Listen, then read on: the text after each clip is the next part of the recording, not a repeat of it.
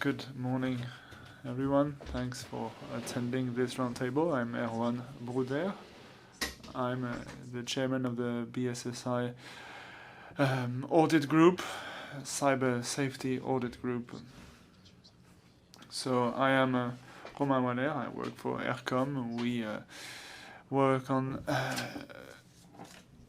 ensuring safety for different devices. I'm Ludwig Godon. I am in the Security Governance Division at SFR. My name is Adote Shilo. I am a CISO and I'm responsible for risk management at the National Library of France. My name is Bruno Garguet-Duport.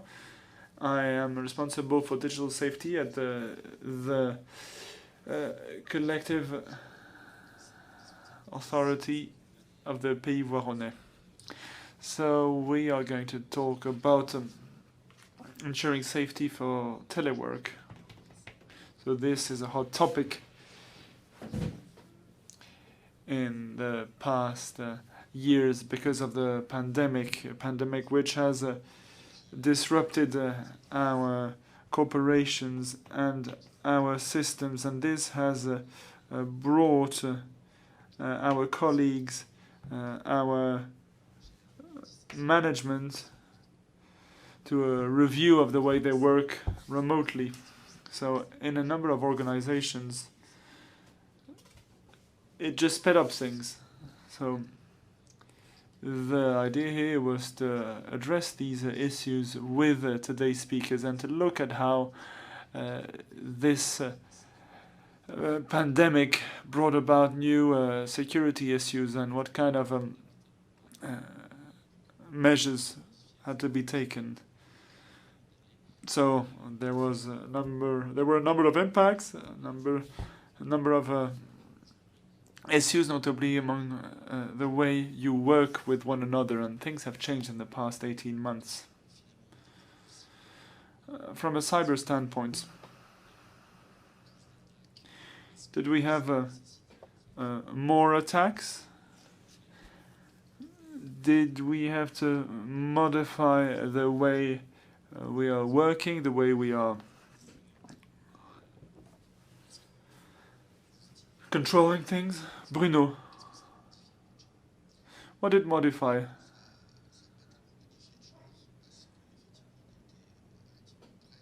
So this it didn't modify much in our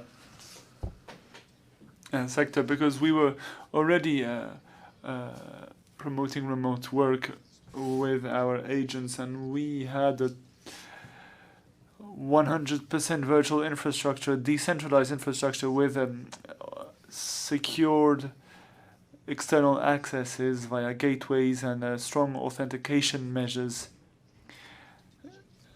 As for infrastructures, we were ready to operate. However, there was something at stake. It was about transforming access to these IT systems because not all agents were working remotely. So we had to modify our IT system in terms of the number of servers. We had to better dimension the gateways, but this was already implemented, so a huge chunk of the work had already been carried out. I believe the main issue we had was providing devices to agents because we did not necessarily have mobile devices for these agents, so we had to order new devices. We had a bit of a few devices in the storage because we were renewing our devices, so we were able to give workstations to our agents. Furthermore, we have an infra that allows us to connect from any kind of device while securing the connection. So a number of agents were able to use their personal devices from their home in order to access their workstations. I think all in all, things unfolded pretty well for our entity. As for your equipment, your devices, you had some in storage, but it appeared that it was difficult for a number of people to buy devices if you didn't have any in store. Well, management decided to implement remote work for when it was possible, for as long as possible.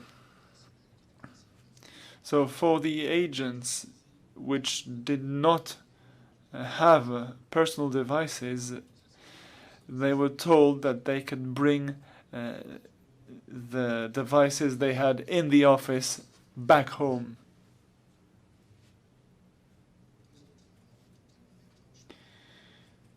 So when the workstation connects to the IT system, it is entirely secure. It's like in a black box. There's no issue. So this solution allowed us to fill in the gaps in terms of equipment. I had another question in terms of safety hygiene of your solutions. Remote access is the rule of thumb, as well as a strong authentication measure. So how were you able to implement these strong authentication measures on non-professional devices? So we use Netscaler technologies. So our employees connect on Netscaler. This is a web portal which was strengthened with a strong authentication approach. So we use the Gemalto approach or the Inalto solution.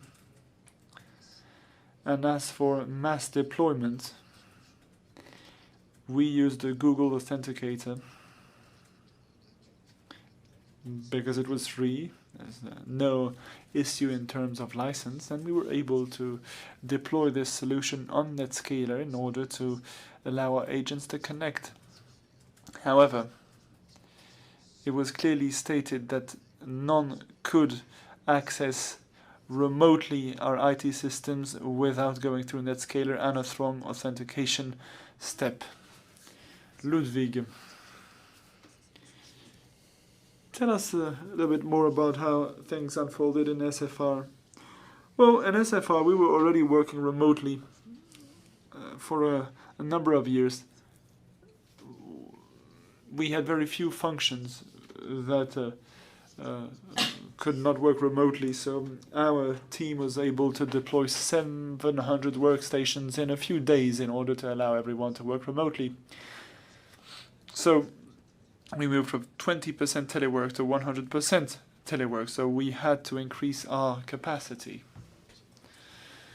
We had to multiply by 3 our capacity. We also did split tunneling to that end. All access that we deemed legitimate did not go through the VPN, but went through directly. We also implemented multi-factor. We had 2 levels of the VPN. We have the certificate automation through the VPN, and for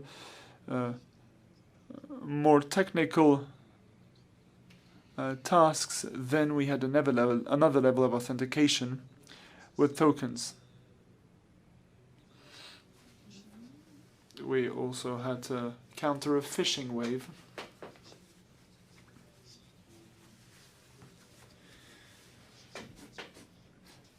This allowed us to remind our colleagues to be careful of any kind of spam they might receive. If you receive an email whose provenance you're not sure of, you do not click on the link. So how did you carry out that awareness raising campaign? How did you assess it? And how did you assess its results? Well, we were not impacted that much, so that means that users were well made aware of these issues. In your system, in your infrastructure, well, it appeared that you were ready to go. You already had deployed a safety architecture, you were aware of the issues you had, but we also actually saw that as most telecom operators, you were very responsive and everything went down quite well.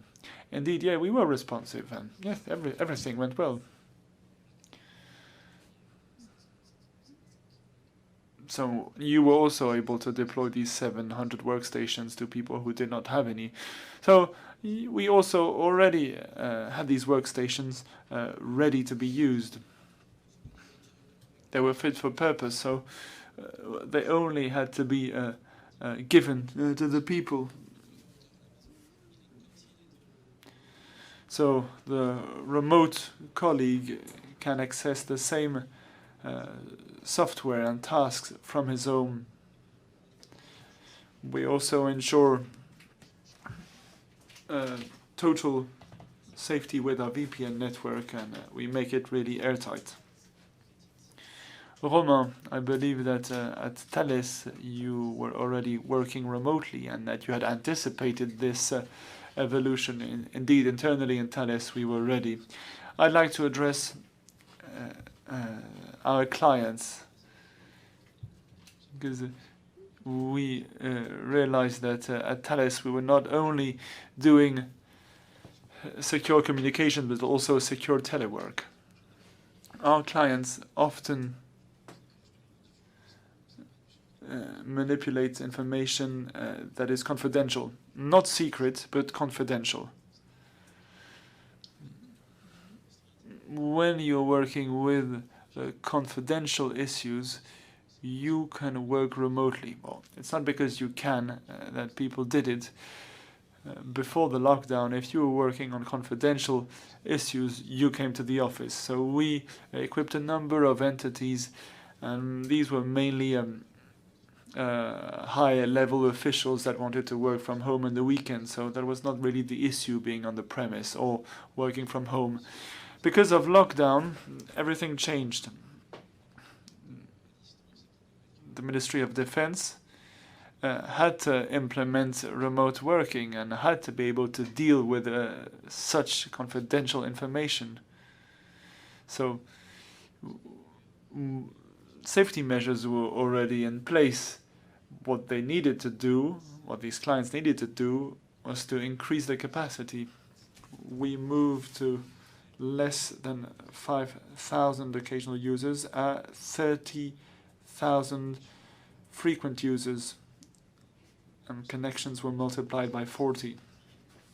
So this is a significant increase in capacity. We had to face this new wave, and you cannot make an infrastructure reliable the same way if you have just a few users and on the other hand, a few thousand users, with service conditions that are more specific. So we were ready, our clients were ready, but there was an increase in capacity that extended during a number of months. Our clients and corporations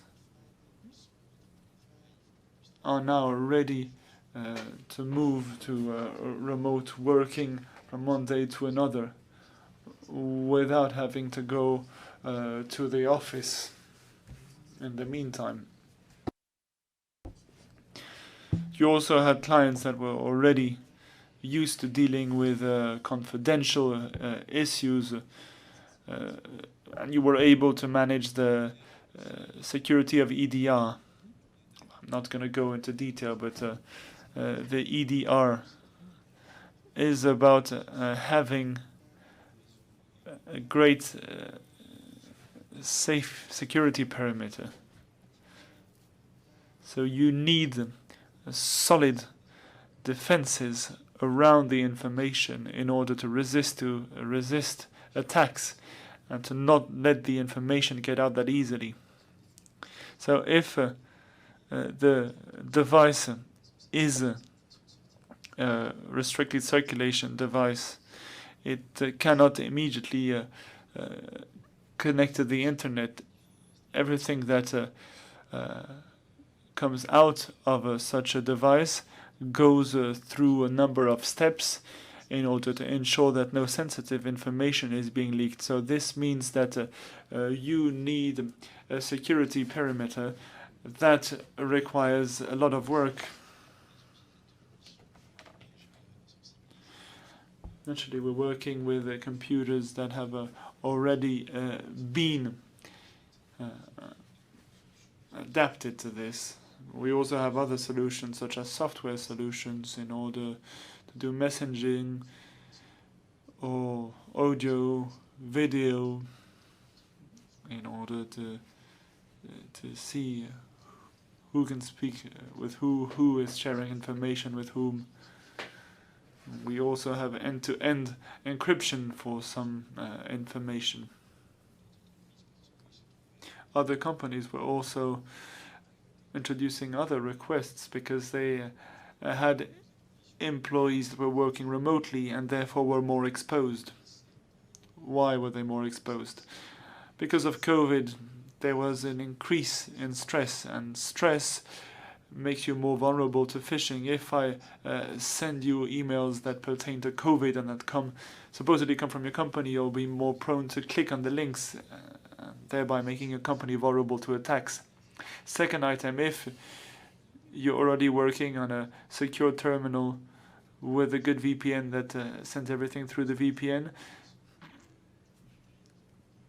then we're increasing the attack surface because we'll have many more devices between all these different levels, because you might have the personal computer, but then you'll have all the other computers that deal with the VPN and the safety architecture.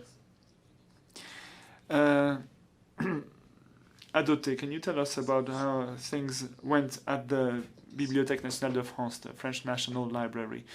I must say that we were not too concerned by security. So we have a relatively recent IT system here. It's 25 years old, and it was developed end-to-end by us. And it's thought of as an open system for agents, but also for the public. So we already have had quite a hard security architecture. Everything was internalized, and we are in charge of everything from end to end. And when we're talking about distant access or external access, well, every one was able to access the IT system from their own home. So from their own devices, they were able to access the internal IT system. And we continued to apply our measures. And if we gave them additional devices, they could not work anyway. They can only open the sessions in our system. So this is for the VPN part of things, but we also have other gateways for administrators. We can use a number of tools. We have a device that goes through View, and people can use this tool, but the rules are more stringent.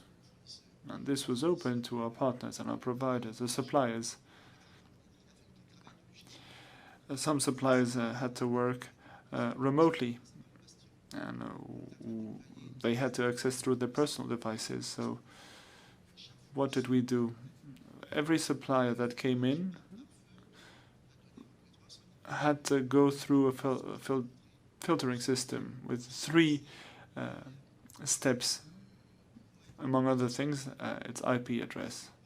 So the most difficult aspect of things was to distribute equipment to people and extend the VPN licenses.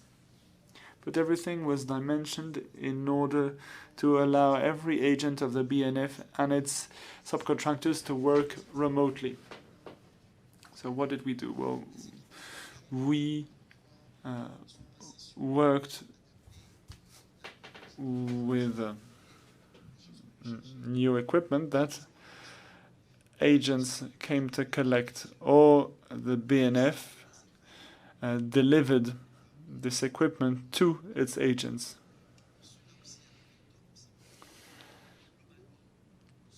So all in all, we applied our security measures remotely. We already had very stringent measures. We only applied what was already being applied with all things VPN or remote access. If you're a public administration, when you open a distant access, you don't have to modify the device. You can only use it to work. You cannot do anything to the device. So the issue was not with the device. The issue was with the, supplying the devices. So with regards to strong authentication, how did you deploy this strong authentication? So we used an external supplier.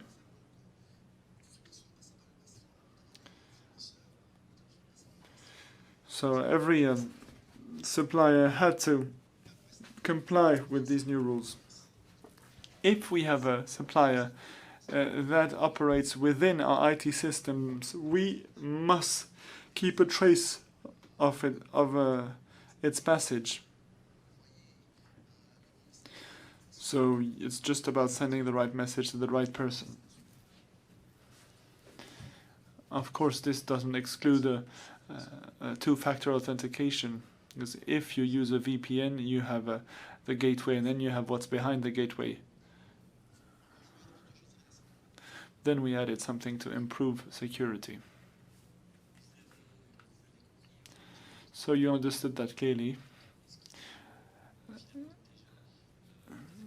The speakers here already had policies in terms of remote working and had already policies in terms of remote access. So each and everyone was ready, and nobody told us what kind of incidents of ordeal they might have faced.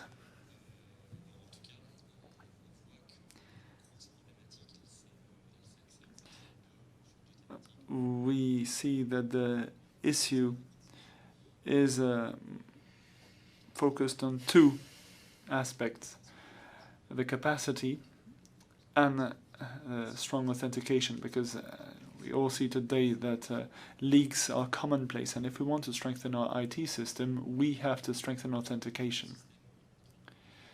Ultimately, did you find an increase in security incidents in your respective scopes?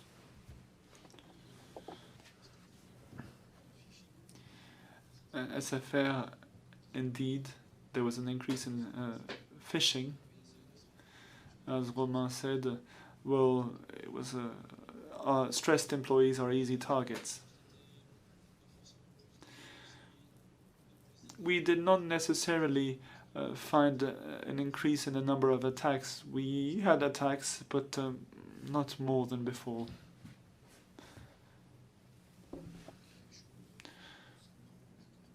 I think our situation is identical, but we have we didn't have more attacks, but we still have a high number of attacks. But this is our daily bread. And this stresses how important security is, IT system security. It is crucial for us. And as for rules and regulations in your different ecosystems, well, I believe well, we all share the same view. There is a trend to an increase in attacks, and they are increasingly professional. I'm not going to rehash all the conferences that were given in the previous days. So you're telling me that there was no specific increase due to COVID, just a bit of extra phishing. Did you change the way you monitored some of your perimetric security devices? Did you pay extra attention to some aspects in order to ensure the service? Globally speaking, I'd say no. Because remote access is an open gateway, but we didn't change anything we were already doing, but we did not monitor the devices we gave our agents. Juste pour revenir aussi sur le type d'attaque, alors on a côté... At Thales, we have a threat analysis center and a cyber threat analysis center.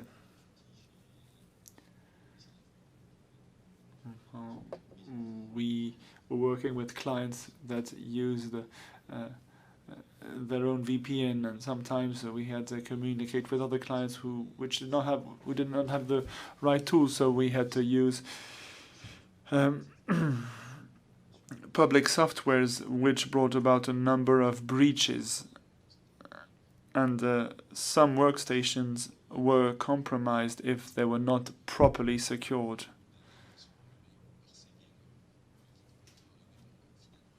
And I believe that these mainstream softwares pose safety risks, and they should be addressed. And we really followed up on these risks, and we tried to prevent attacks that took root in computers. So yes, as you said, the surface of attacks was increased. Did you adapt your control measures, your safety measures? Or maybe did you remain in a classic mode, or did you adopt a bit more flexibility? We did not change our control measures. However, you were talking about attacks. We did not have any attacks. However, some suppliers had some issues.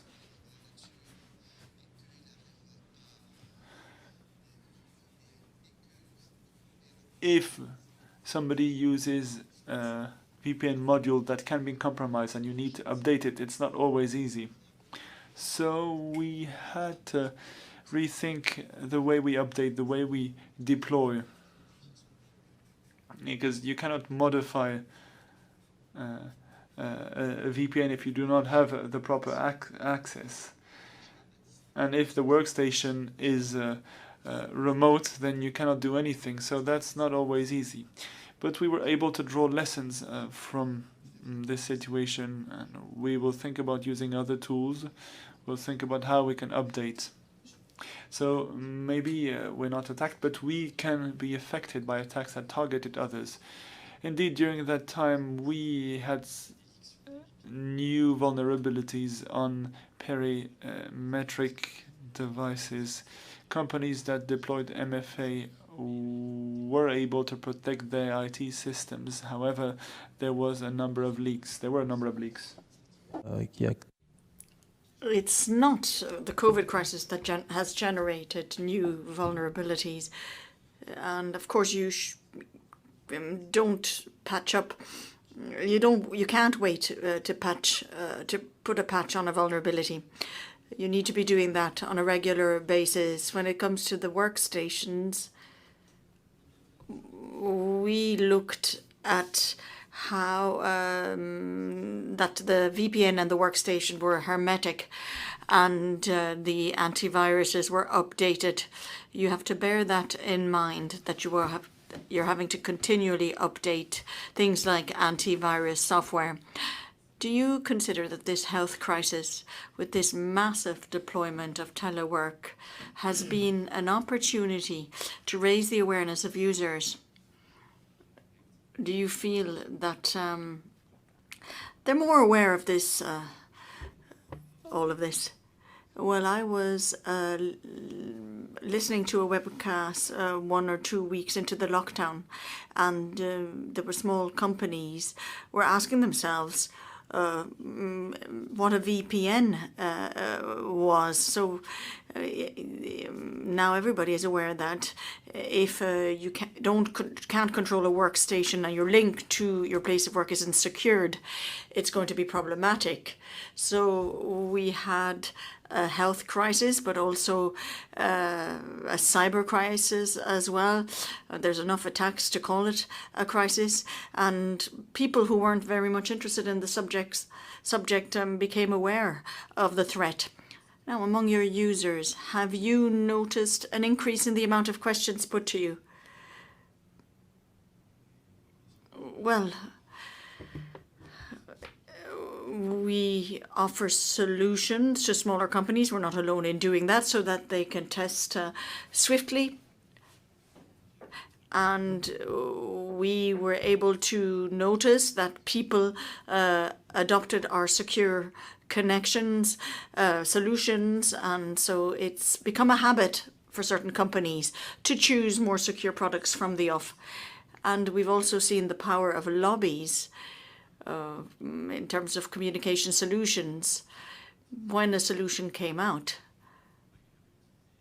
that was easy to use, one talked a lot about security breaches that were everywhere, but thanks to the power of lobbying, specific breaches were pinpointed. And we have our occupation has changed as well, because the surface area has become broader. And has that also changed your cycles for updating equipment? Have you done things faster? Are you doing things faster because of the crisis? Yes, we have noticed that updates are ever more frequent. A few years ago, we would wait a little bit because business has to go on, and now it is absolutely necessary to patch vulnerabilities. So this is a trend that was prior to the crisis. Yes, this is very much a trend that has been there. And just to ask you a question of a more general nature, is it easier to attack a company where there's a lot of telework taking place, or because you're more vulnerable remotely? Well, it depends on the infrastructure you have to hand. Every sector is specific. I spoke about my case where we have a centralized virtual infrastructure. So the workstation is a virtual office. So if the work is done on premise or externally, we're talking about a machine that's completely hermetic with respect to the devices on which it is executed. It's completely transparent, and so it's definitely not a problem. Everything's centralized, but nothing is being executed on the workstations. So whether you're in or out, nothing changes. What has changes, however, is increased awareness of what one must do, and it's a confirmation that that it was a good idea to master the perimeters, and the way of doing things hasn't changed because people are physically outside the premises. That has become clear to all.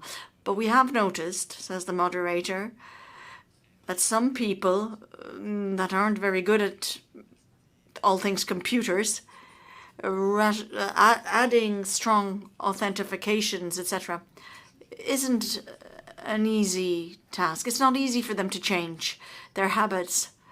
That's why I always think it's surprising to ascertain that everybody has adjusted pretty well, that there hasn't been any drops in the levels of security. That's why I ask this question time and time again. We've worked with our VPs, our vice presidents, and our management, and some changes were difficult. This particular one doesn't seem to have been that difficult. Yes.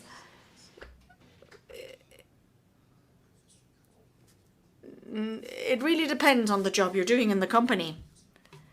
It is normal that administrators be asked for strong authentication, but your regular user doesn't need strong authentication.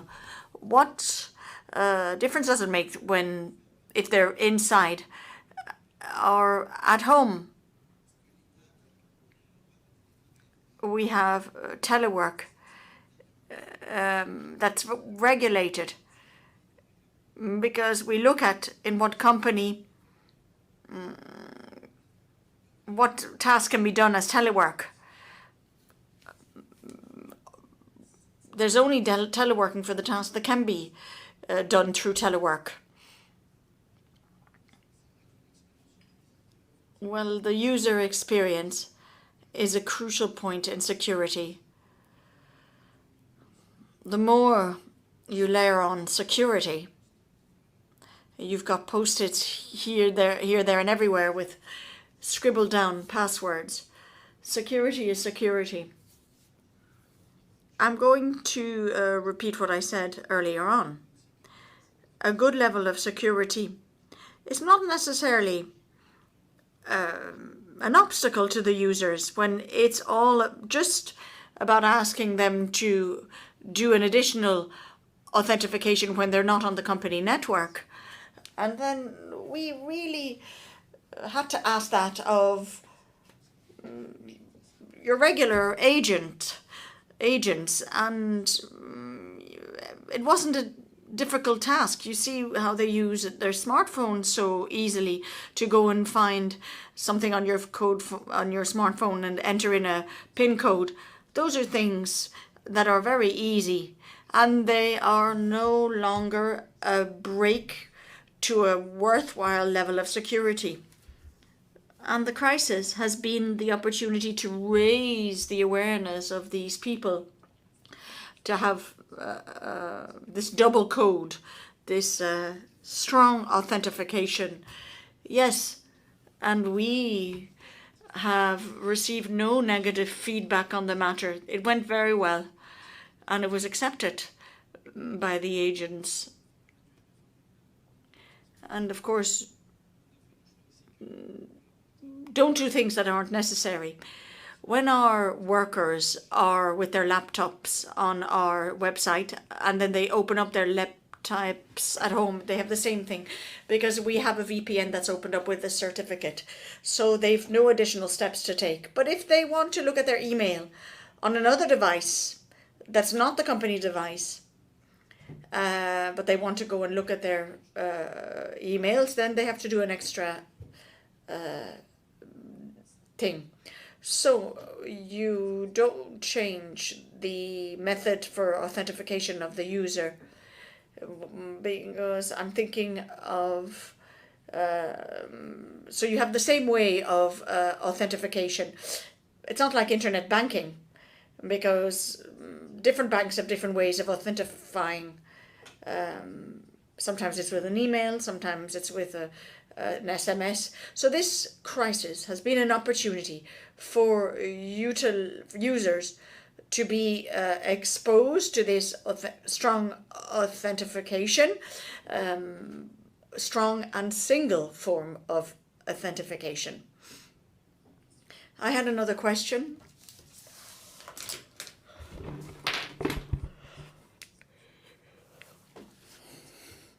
Have you noticed that there are limitations in your infrastructure?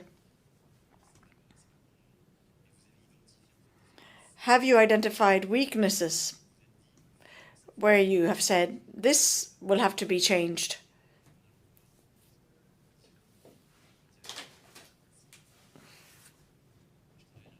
And has that facilitated the preparation or the setting up of these new projects? Yes, we had a project.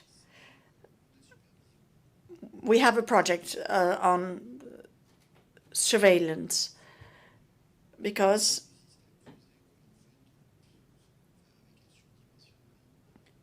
we were resting on our laurels there for a while, and since we have an exponential explosion of our users, and it went well, but we needed to know some information on the behavior of our systems to know when to intervene. We weren't doing much about it. And this is something that we're aware of now. And what we're currently doing is setting up new supervision solutions, be it on access times or on the amount of people, the charge burden on servers, so that we can provision new machines when the general level of burden has reached a certain level. So that's what we're doing right now in order to be more agile to the adjustment of the information system to this opening up. I have the impression that in companies we were able to set up good cooperation within the company. Things had already been set up, problems were ironed out, and we had our supply questions solved. The subject that had to be dealt with, remained to be dealt with, is the cooperation among companies, because the chains are complicated. We have interfaces, new entrants that are sometimes undesired. So the cooperation among companies was the most difficult to ensure security for. And we've had projects since then that we've crafted in order to truly work remotely. And we have also, for instance, our clients who needed to have some form of monitoring if there was a sensitive subject.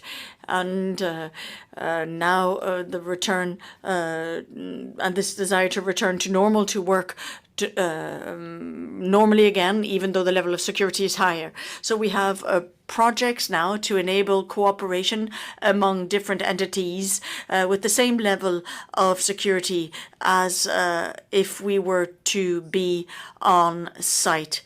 So this is a cooperation among tools, was it not? Because company A was using a certain tool, B another one. A and B couldn't communicate together, so one had to install the other one's tool. You needed administrator rights, etc. So there was a problem of interoperability among solutions.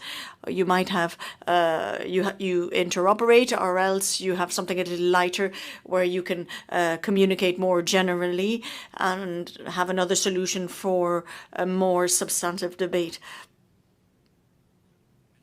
So thank you to all of you. Might you have questions to put to the different members of the panel? Hello, Diana Baldini. I have a question. We have talked a lot about technology.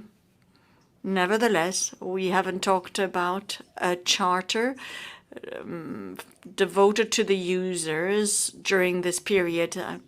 I'm thinking about a lot of us who have children at home. A child, which would never happen in the office, might use his parents' computer. Have these problems been dealt with through a specific charter during this period or not? at SFR, we didn't have a specific charter, but everybody was operating under the same conditions. When we heard a child cry, it became very natural and normal thing to hear. And that changed our view. We now understand that people have a family life and these are things that can happen.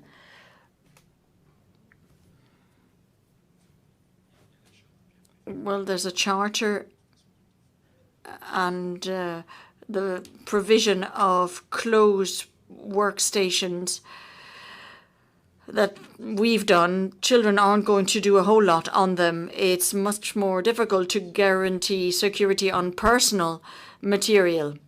We complicate the task of the administrator, a lot of different devices, unsurveilled access to workstations, and you're exposed to more problems. So if information is sensitive, it's better to go to a closed off workstation where you have restricted access.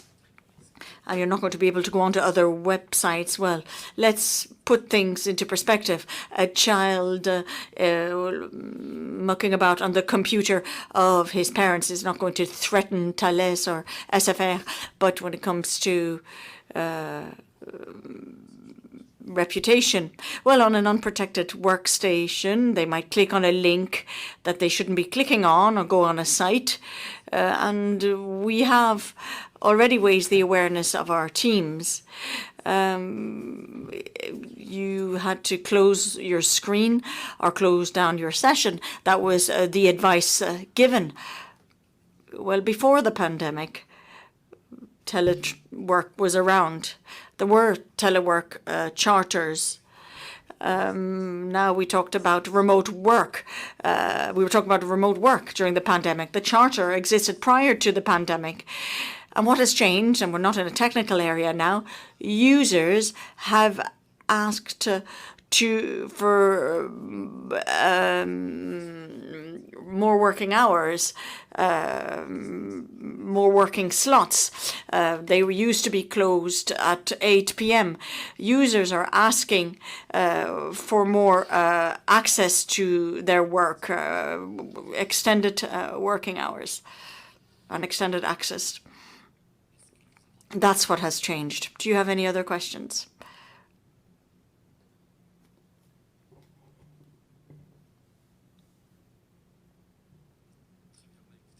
It would appear that you don't. Well, thank you very much for your attention. And I hope that this sharing of experiences has been worthwhile to you all. Thank you.